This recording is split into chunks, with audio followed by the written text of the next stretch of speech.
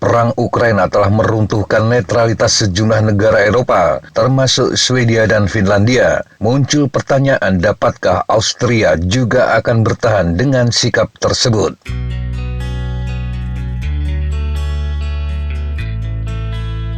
Aula Hofburg di Wina telah menjadi tempat pembicaraan yang membanggakan tentang netralitas abadi sejak Republik Alpen ini berdiri dari puing-puing Perang Dunia Kedua. Aula ini bekas istana kekaisaran yang menjadi pusat pemerintahan Austria. Di tempat ini, para kanselir, presiden, dan menteri akan berbicara mengenai kewajiban mereka untuk bertindak sebagai mediator global dan mengenai posisi unik Austria sebagai jembatan antara timur dan barat.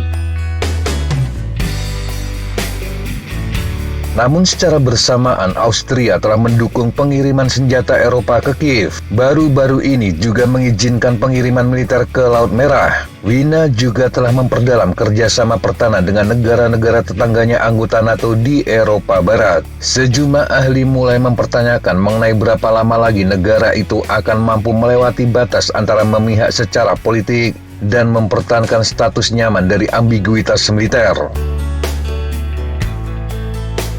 Pertanyaan tentang netralitas Austria mengemuka sejak invasi Rusia ke Ukraina dimulai pada tahun 2022. Perang yang menjadikan netralitas sebagai pusat perhatian dan menyentuh ketegangan dalam wacana publik. Ketika Swedia dan Finlandia meninggalkan tradisi lama non-blok dan bergabung dengan NATO, Austria kini menjadi salah satu dari 3 negara Uni Eropa yang masih menganggap diri mereka netral. 2 lainnya adalah Irlandia dan Malta. Netralitas Austria memiliki akar kuat. Sikap itu diabadikan dalam konstitusi negara itu sejak merdeka dari sekutu pada tahun 1955.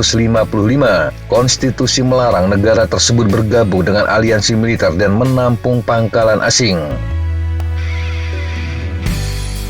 Meski bersifat abadi yang artinya berlaku baik di masa perang maupun damai, hal ini bukan berarti tidak dapat dibatalkan, meski diperlukan mayoritas super di parlemen untuk mengangkat dogma tersebut. Hal itu dikatakan Hans Gardner, Ketua Dewan Penasihat Institut Perdamaian Internasional yang berbasis di Wina. Dia juga penasihat senior Angkatan Bersenjata Austria. Apa yang sesuai dan tidak sesuai dengan netralitas Austria telah banyak berubah selama bertahun-tahun. Pendapat itu disampaikan oleh Peter Buschjager, profesor hukum di Universitas Innsbruck yang memberikan kesaksian di parlemen mengenai masalah ini pada tahun 2023 lalu. Dia menyebut pendekatan Austria sebagai doktrin alpukat yang merupakan inti dari persyaratan netralitas hukum yang tetap konsisten. Namun selebihnya bergantung pada konteks. Dia mengatakan inti keras ini tidak menjadi lebih keras lagi sejak perang di Ukraina. Mungkin perubahan paling signifikan terhadap netralitas Austria datang dari keanggotaan negara tersebut di Uni Eropa, dan masyarakat kemungkinan besar tidak menyadari sejauh mana undang-undang netralitas konstitusional telah dilubangi. Penilaian itu disampaikan oleh Christoph Schwarz, peneliti di Institut Austria untuk Kebijakan Eropa dan Keamanan yang berbasis di Wina. Pasal 42 Perjanjian Uni Eropa berfungsi sebagai klausul pertahanan bersama. Secara efektif ini menjadikan blok tersebut sebagai aliansi militer jika terjadi serangan. Meskipun terdapat ketentuan khusus bagi negara-negara anggota yang netral, mereka bisa menerapkan klausul ini sesuai dengan karakter spesifik dari kebijakan keamanan dan pertahanan mereka. Seiring dengan berjalannya ketentuan itu, para ahli hukum sepakat bahwa krisis bersenjata di dunia nyata akan memaksa Austria untuk membatalkan netralitas. Terlebih, Undang-Undang Austria telah diamandemen sehubungan dengan aksesi mereka ke dalam Uni Eropa. Ini menjanjikan partisipasi penuh dalam kebijakan keamanan dan pertahanan bersama Brussel, juga menempatkan Undang-Undang Uni Eropa di atas hukum Austria.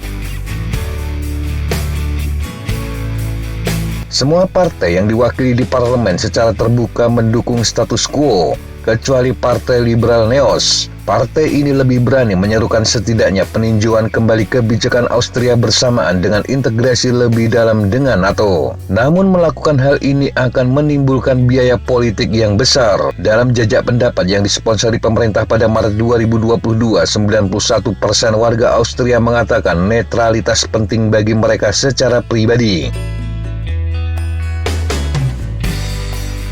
Namun banyak hal telah terjadi tanpa diskusi publik. Tuduhan bahwa politisi telah mengikat Austria ke dalam struktur Eropa di belakang rakyat tidak banyak yang bisa membantahnya. Netralitas dalam konstitusi Austria dan komitmen integrasi Uni Eropa adalah dua norma yang berdampingan satu sama lain. Para ahli menilai secara hukum hal ini telah merendahkan hukum konstitusional tentang netralitas. Artinya dalam prakteknya adalah Austria dapat berpartisipasi dalam aksi militer yang dipimpin Uni Eropa, bahkan dalam misi militer. Pada 6 Maret 2024 lalu, pemerintah mengizinkan pengerahan personel militer Austria ke Laut Merah. Pengerahan ini di bawah kerangka kebijakan keamanan dan pertahanan bersama Uni Eropa. Pada akhirnya, setiap orang dapat menafsirkan kerangka hukum dengan cara yang paling sesuai bagi mereka. Pesannya adalah Austria netral, baik hati, menjauhi segala sesuatu yang terjadi di sekitar mereka, dan hanya berkontribusi pada sanksi. Mereka menerima beberapa pengungsi dan terkadang mengirimkan beberapa helm ke suatu tempat. Secara hukum, netralitas Austria tidak akan menghalangi negara itu berkontribusi terhadap rencana kapasitas penempatan cepat Uni Eropa. Rencana yang diharapkan mencapai kemampuan operasional penuh pada tahun 2025.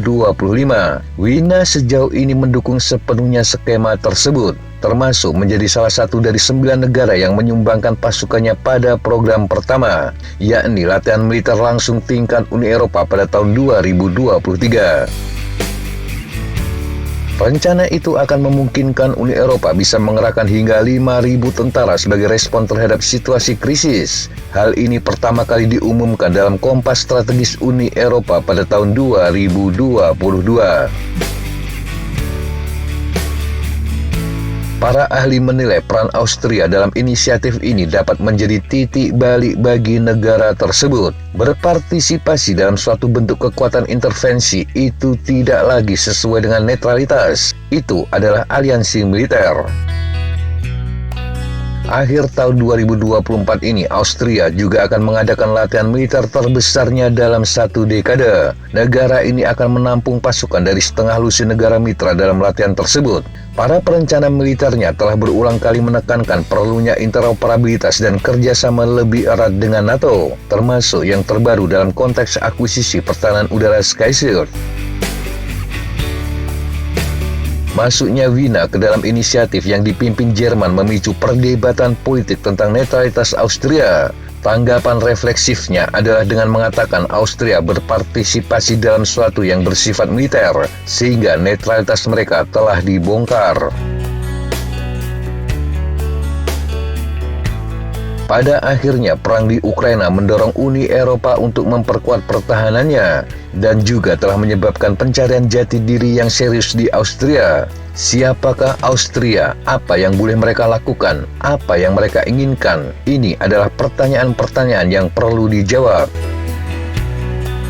Netralitas Austria mencapai puncaknya pada tahun 1970-an di bawah pemerintahan Kanselir Bruno Kreisky, sosok yang sangat populer dan tegas secara internasional. Ketika organisasi internasional seperti PBB dan Badan Energi Atom Internasional berbondong-bondong datang ke Wina, Kanselir meluncurkan inisiatif diplomatik dan pembangunan perdamaian di seluruh dunia, termasuk menjadi pendukung awal dan vokal bagi solusi dua negara di Timur Tengah. Kemudian Kreisky digulingkan dan kebijakan luar negeri negara itu kehilangan arah. Apa yang dulunya disebut sebagai netralitas politik aktif memberi jalan bagi peran Austria yang kurang produktif dan berani di ranah internasional. Para ahli menyebut tidak ada perspektif untuk kebijakan netralitas yang aktif.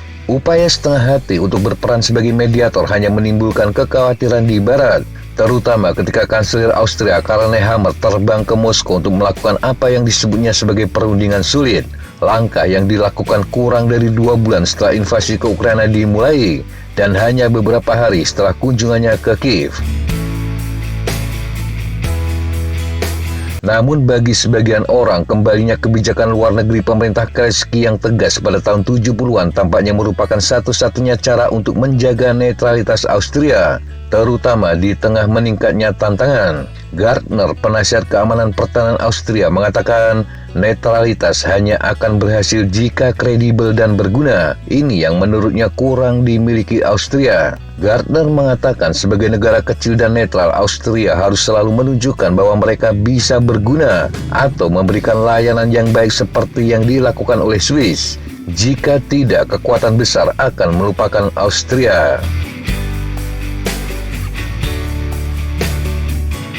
Demikian sahabat Jejak Tapa, informasi yang bisa kita sampaikan untuk kesempatan kali ini. Sampai jumpa di kesempatan yang berbeda. Tetap semangat dan jaga kesehatan. Salam Fly Like an Eagle, Fight Like a Falcon.